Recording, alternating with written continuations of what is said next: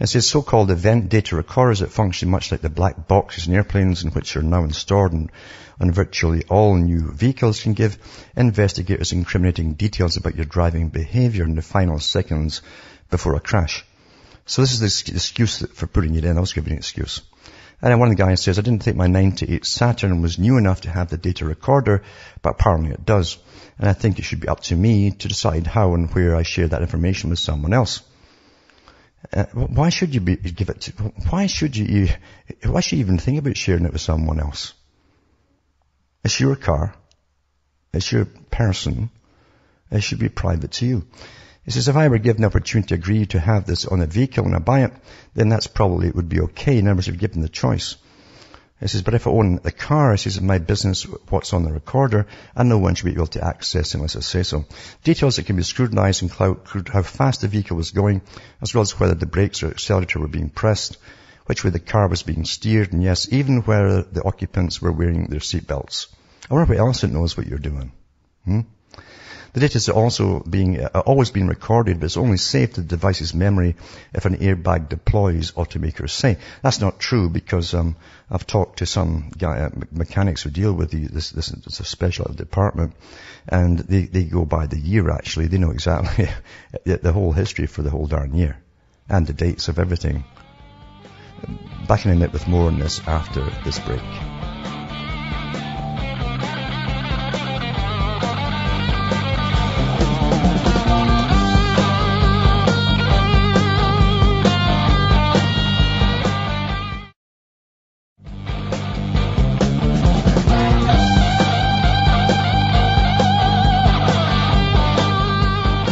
Hi folks, I'm back cutting through the matrix and just talking about the black boxes and the fact that you got no choice in these matters anymore today with the brand new cars. So they're giving you no choice at all. They're simply in them and you accept them, or if you want the car or that's that. You can't disable them either apparently because they say it's integral to the car's computer system and it would upset all the rest of the stuff. So I don't know. I'm sure someone out there knows how to do it. But it's just disgusting that you're not only getting tracked and traced with a lot of different versions of cars, GM especially with OnStar, but you're also getting all this data collected all the time on you. And I think it's pretty disgusting. But most folk will put up with it too. They just put up with things and they adapt, and they adapt as Darwin says, we're the most adaptable species, and that works against us because there's those at the top who know how to use our adaptation processes for their own particular use. And it's also the same thing too with they're putting cameras. They want to put cameras in the cars. Now this is the next step. I'll put a link up at cuttingthroughthematrix.com at the end of the broadcast about that too. And all these articles I mentioned, in fact, I put the links up at the end of the night. But they want to put cameras in your car as well, and no doubt to see who's in it. That's the real reasons I'll be in it. Never mind what excuses they give you. But the government's thinking about actually making it mandatory. And how wonderful the system where you just can't get away anywhere. You know, Orwell had that in his book 1984, and even in the film versions of it too, they had the same thing where even they had microphones and so on in trees, and cameras in trees in the forests. So everywhere you went, you're being watched somewhere. And then we found out just a few years ago they're actually doing that. They're actually putting microphones along the forestry in case the people came on these preserved areas and had no right to be there. It's just astonishing. We're living in a system. But most folk they'll protest their student fees and their loans and the whole bit and the payments, but they won't protest the fact that they're growing up in a world with utterly no privacy whatsoever. You know, they don't mind. You understand, when you don't mind about privacy, your survival instinct is defunct. It's kaput. It's finished. It's finished.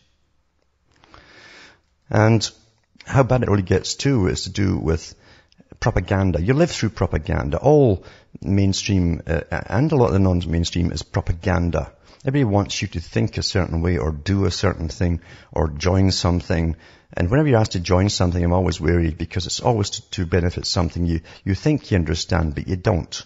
Someone else wants to use you, in other words, for some purpose or other. So be very, very careful about that. But here's an article here about the Euro Parliament in Brussels, this new Soviet system that's ruled by secrecy at the top, where they won't even tell you who's at the top of it. And they have members of parliament that do nothing except sort of make little sarcastic comments at each other, snide comments, little giggles and laughs, but they have no power to change anything or introduce laws or change laws. It's all done by the secret bunch above them. And they call this democracy. Anyway, the Euro Parliament opens its own propaganda centre, and you're paying for it. Today was the first open day of the new Parliamentarium at the European Parliament here in Brussels. The thing is billed as a visitor centre, but in fact it's a propaganda centre, a multi-million-pound way for the members of the European Parliament to stroke their own egos. So how many multi-millions of taxpayers' money has gone into this thing? The Parliament's press people admit 18 million pounds has been spent on it. But with the bookkeeping standards in the EU institutions, the real amount is anybody's guess, because they lied about everything else before this. Besides being a vanity project for the members of the European Parliament, things also a way for the EU institutions to brainwash school children who are invited to come in groups to join a multimodal role play game in which they can take on the role of a member of the European Parliament and go through all the steps needed to approve a new European law. Well, I guess you give them a bunch of cash and tell them how to bribe somebody. Yes, laws come from Europe, not from Westminster anymore, but I'd hardly take a British child on holiday to Brussels to celebrate that disaster. Take him instead to the House of Commons and let him lay a wreath. But it's worse than that. Consider what kind of exhibitions the children will be herded past on the way to the 360-degree digital projection of the Parliament's plenary chamber. Most revolting is a long dark corridor with a line of illuminated pictures which are part of a journey through time. Run an 8-year-old child past those and you will come out at the end imagining, and what appears to be the purpose, that before the European institutions set up shop, the countries of the European continent could be nothing but a rubble-strewn wasteland. They're actually eradicating the history for these children, you understand. There was nothing happened before it was created. Everybody lived in mud huts and wore furs, I guess. And that was it, and run about with clubs. I'm not kidding you. Examples, just one picture illustrates Italy in the early 20th century, and it shows Mussolini's march in Rome, the Netherlands in 1949, a grim border post with nearby propaganda, insisting that transport across Europe was very complicated and had to overcome various bureaucratic obstacles. Well, they didn't give you pat-downs in those days, actually. It was quite easy to get through.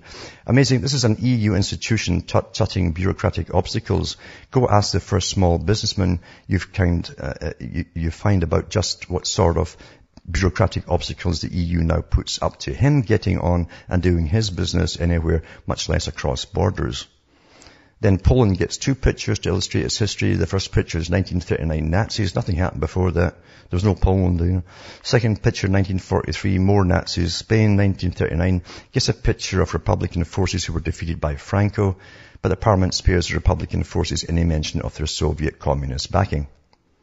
Well, it doesn't surprise me when you look at this, who set up and who runs at the top this new Soviet European Union. Back with more after this break. Hi folks, I'm Alan Watt. We're cutting through the matrix, just talking about how children going through this new EU propaganda building they've erected there, the children are showing nothing but horror and primitivism basically in all the countries and through all these photographs. And that's imprinted in their minds with the very young, remember. And it tells you how bad things were, all things so terrible, etc. There's no culture whatsoever. And it says, then Poland gets 2 pictures to illustrate its history. First, the Nazis. Second picture, more Nazism. Spain, 39, gets a picture of Republican forces. No mention of the Soviet communist backing for the other side. The United Kingdom finally gets a mention on the history wall, and this ought to frighten the wits of any 8-year-old you might be foolish enough to take to this place. It shows you London, 1941, children at Causeway School sitting in class wearing gas masks, while the recording repeats over and over again, what in concrete and practical terms does the independence of nations mean in the world of today, a world of the closest economic and political interdependence, which means the destiny of all mankind is indivisible. And then Berlin, poverty, hunger, 1948, And then hallelujah, which is the response we're supposed to have, since what we're dealing with here is a temple dedicated to the cult of Europe, a picture of a European movement gathering in Brussels in 1949, a mass gathering in support of European unification. So I looked pretty close to it. I couldn't see any acknowledgement that through the 1950s and into the 1960s, the European movement was secretly financed by the CIA as part of its Cold War strategy against the Soviet bloc. And it says, nor, for my example, was there any mention that the poverty and hunger in Berlin in that 1948 picture was caused not by enough Europe, but by too much Soviet aggression. The Soviet communists blockaded Berlin, and the only thing that kept the people of Berlin alive was the Berlin airlift, led by the Royal Air Force and the U.S. Air Force and other allied forces, all of them from countries which the Europeans of today dismiss as Anglo-Saxon. It says, nor indeed was there any mention I could find, because the Stuttgart firm that designed this expedition, or rather designed at your expense, a dynamic sequence of individual environments like spotlights coming out of darkness, resulting in some of the most unpleasant, hard to see individual environments you could imagine. Sorry, I started to say that there was no mention I could find of the way the Marshall Plan money from the United States taxpayers turned that rubble of Germany into the industrial giant of the 1960s. Airlift Marshall Plan, and on and on. And you'd think the members of the European Parliament would at least find a spot in a dynamical sequence of individual environments to put up a poster saying, thank you, Uncle Sam. And on it goes, and on it goes, and on it goes. In other words, pure left propaganda. But it's run by the bankers, the same bankers, boys, that run all of us, you know. The left is all run by the bankers. They prefer a socialist society.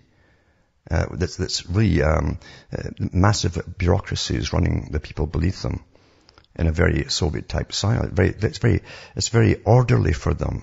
Everything's orderly. Everything can be done very quickly through any segment of society because of the massive bureaucracies. And they love big bureaucracies too. It means governments are always borrowing from you to pay all the cash that they're going to pay their employees and for all their projects.